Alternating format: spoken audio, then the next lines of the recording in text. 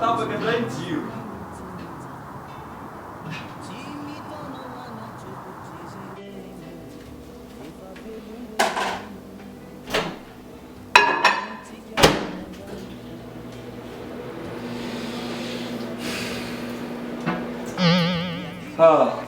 Tapaka ny Jiro.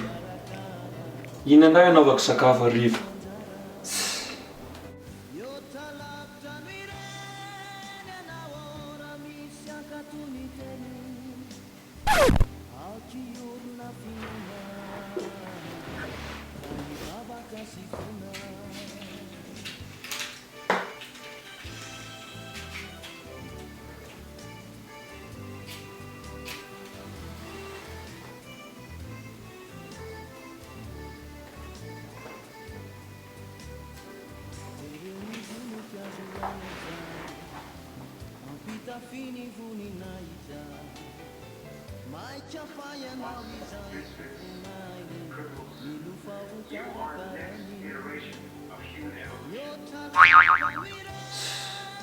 Tapaka foana ny Jiro, tsy azoko mihitsy.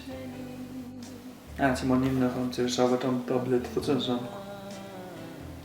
Tsy lobaty ity zavatra ity. Inona indray zany ny azoko atao amin'izao?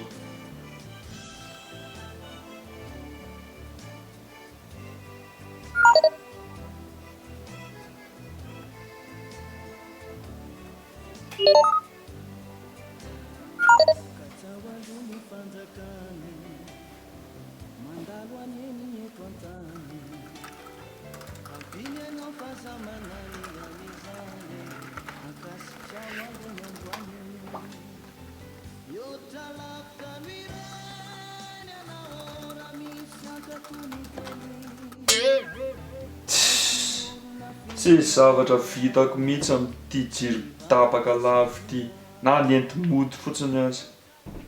Vazaha Miteny Gasy. Hope that's not going to keep up. Stop.